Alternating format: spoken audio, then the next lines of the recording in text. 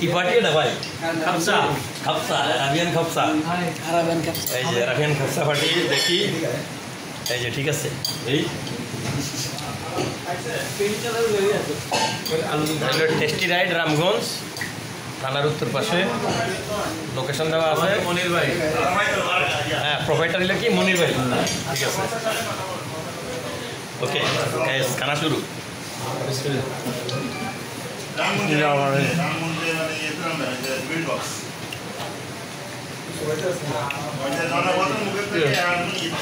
খানা কিরকম?